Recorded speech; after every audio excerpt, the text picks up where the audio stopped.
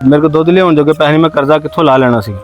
निक्के निक्के बच्चे इन्हां दा कोई ना लीड़ा कपड़ा मेरे को लिया जांदा, रोटी 2 टाइम दी मैं रोटी इन्हां नूं खवा के गुजारा करदा भी, कदी किते सामने वालों खा के गुजारा कर लेंदे सी, कदी मेरे अम्मी अबू घर चल जांदे गुजारा करदे सी, कदी 2 टाइम दी पकदी, कदी 2 टाइम दी भी नहीं सी पकदी हैगी। 3-4 ਮਹੀਨਿਆਂ ਦਾ ਬੱਚਾ ਵਾ ਤੇ ਫੀਡਰ 'ਚ ਪਾਣੀ ਪਾ ਕੇ ਉਹਨੂੰ ਪਿਲਾਉਂਦੇ ਆ।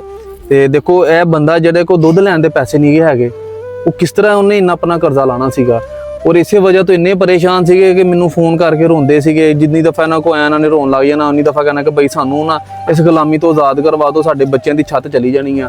ਔਰ ਅੱਲਾਹ ਪਾਕ ਦਾ ਕਰੋਨਾ ਦਫਾ ਸ਼ੁਕਰ ਆ ਕਿ ਅੱਲਾਹ ਤਾਲਾ ਦੀ ਤਰਫੋਂ ਸਾਰਾ ਕਰਜ਼ਾ ਅਦਾ ਹੋ ਗਿਆ ਵਾ। ਕੰਮ ਤੇ ਵੀ ਭੰਜ ਜਾਂਦਾ ਸਾਂ, ਮੈਨੂੰ ਰਾਜ ਪਰੇਸ਼ਾਨੀ ਸੀ ਵੀ ਇੱਕ ਤਾਂ ਰਾਜ ਨਾ ਮੈਨੂੰ ਡੱਕ ਲੈਣ, ਰਾਤ ਨੂੰ ਘਰ ਜਾਣਾ ਤੇ ਮੈਨੂੰ ਇਹ ਪਰੇਸ਼ਾਨੀ ਸੀ ਰਾਤ ਨੂੰ ਨਾ ਘਰ ਰਾਜ ਜਾਣ।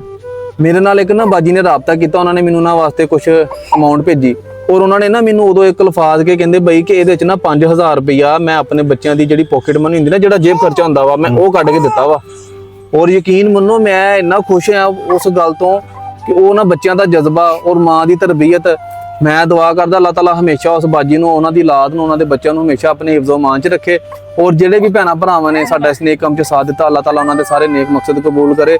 ਦੇਖੋ ਯਾਰ, ਅਗਰ ਸਾਡੀ ਥੋੜੀ ਕੋਸ਼ਿਸ਼ ਦੇ ਨਾਲ, ਥੋੜੀ ਐਫਰਟ ਦੇ ਨਾਲ ਅੱਜ ਇੱਕ ਫੈਮਿਲੀ ਗੁਲਾਮੀ ਦੀ ਜ਼ਿੰਦਗੀ ਤੋਂ ਆਜ਼ਾਦ ਹੋ ਗਈ ਆ। ਕੀ ਹਾਲ ਹੋ ਗਈ ਬਾਜੀ?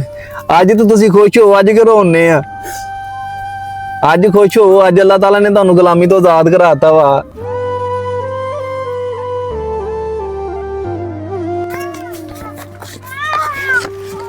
ਬਾਜੀ ਅੱਜ ਤੁਸੀਂ ਨਾ ਜਾ ਕੇ ਇਹ ਬੱਚਿਆਂ ਨੂੰ ਖਾਣਾ ਛਾਣਾ ਖਵਾਉਣਾ, ਅੱਲਾਹ ਤਾਲਾ ਦੀ ਤਰਫੋਂ ਬੱਚਿਆਂ ਨੂੰ ਖਾਣਾ ਛਾਣਾ ਖਵਾਉਣਾ ਵਾ।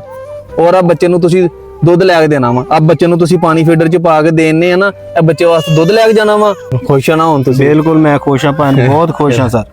ਚਲੋ ਬਸ ਇਹ ਤੁਹਾਡੀ ਖੁਸ਼ੀ ਵਾਸਤੇ, ਅੱਲਾਹ ਤਾਲਾ ਦੀ ਰਜ਼ਾ ਵਾਸਤੇ ਕੀਤਾ। ਅੱਲਾਹ ਤਾਲਾ ਤੁਹਾਨੂੰ ਹਮੇਸ਼ਾ ਖੁਸ਼ ਰੱਖੇ। ਔਰ ਮੈਂ ਇੱਕ ਤੁਹਾਨੂੰ ਨਾ ਸਿਰਫ ਛੋਟਾ ਭਰਾ ਬਣ ਕੇ ਤੁਹਾਨੂੰ ਇੱਕ ਛੋਟਾ ਜਿਹਾ ਸਲਾਹ ਦਵਾਂਗਾ ਕਿ ਦੁਬਾਰਾ ਕਦੀ ਵੀ ਜਿੰਨੇ ਵੀ ਤੰਗ ਹੋ ਜਾਓਗੇ ਨਾ, ਸੂਦ ਤੇ ਪੈਸੇ ਨਾ ਲਿਓ। ਮੈਂ ਮਾਫੀ ਮੰਗ ਲਈ ਅੱਜ ਤੋਂ ਬਾਅਦ, ਭਾਵੇਂ ਮੈਂ ਜੋ ਮਰਜ਼ੀ ਹੋ ਜਾਏ, ਮੈਂ ਅੱਜ ਤੋਂ ਬਾਅਦ ਸੂਦ ਤੇ ਪੈਸੇ ਨਹੀਂ ਲਾਵਾਂਗਾ। ਜ਼ਿੰਦਗੀ 'ਚ ਸੂਦ ਦੇ ਲਾਗੇ ਨਹੀਂ ਜਾਵਾਂਗਾ, ਸੂਦ ਤੇ ਪੈਸੇ ਨਹੀਂ ਲਵਾਂਗਾ। ਉਹ ਘਰ ਭੁੱਖਿਆ ਰਹਿ ਕੇ ਮਰਚਣਾ, ਮੈਂ ਆਪਣੇ ਬੱਚਿਆਂ ਨੂੰ ਖਵਾਵਾਂਗਾ, ਪਰ ਸੂਦ ਤੇ ਪੈਸੇ ਨਹੀਂ ਲਵਾਂਗਾ। ਬਾਜੀ ਬੰਦਾ ਹਮੇਸ਼ਾ ਜਦੋਂ ਵੀ ਪੈਸੇ ਲੈਂਦਾ ਨਾ ਸੂਦ ਤੇ, ਬੰਦੇ ਨੂੰ ਲੱਗਦਾ ਕਿ ਮੇਰੀ ਪਰੇਸ਼ਾਨੀ ਹੱਲ ਹੋ ਜੂਗੀ, ਉਹਦੇ ਨਾਲ ਬੰਦਾ ਹੋਰ ਪਰੇਸ਼ਾਨੀਆਂ 'ਚ ਫਸਦਾ ਵਾ। ਔਰ ਤੁਸੀਂ ਆਪ ਦੱਸੋ, ਜਦੋਂ ਦਾ ਤੁਸੀਂ ਕਰਜ਼ਾ ਲਿਆ ਵਾ ਕੋਈ ਖੁਸ਼ਹਾਲੀ ਆਈ ਆ? ਨਹੀਂ ਨਾ ਆਈ। ਬਾਜੀ ਸੂਦ ਦੇ ਪੈਸਿਆਂ ਨਾਲ ਕਦੀ ਨਹੀਂ ਖੁਸ਼ਹਾਲੀ ਆਈ ਹੈਗੀ। ਦੁਬਾਰਾ ਕੋਸ਼ਿਸ਼ ਕਰਨੀ ਆ ਕਿ ਤੁਸੀਂ ਆਪਣਾ ਗੁਜ਼ਾਰਾ ਤੰਗ ਹੋ ਕੇ ਕਰ ਲਿਓ, ਪੈਸੇ ਨਾ ਸੂਦ ਤੇ ਲਿਓ। ਮੈਂ ਆਪਣੇ ਨਿਆਣਿਆਂ ਨੂੰ ਮਰਚ ਨਾ ਖਵਾ ਕੇ ਗੁਜ਼ਾਰਾ ਕਰਾ ਲਾਂਗਾ, ਸੂਦ ਦੇ ਲਾਗੇ ਨਹੀਂ ਜਾਵਾਂਗਾ, ਸਾਰੀ ਜ਼ਿੰਦਗੀ ਸੂਦ ਦੇ ਲਾਗੇ ਨਹੀਂ ਜਾਵਾਂਗਾ। ਓਕੇ, ਖੁਸ਼ ਰਹੋ।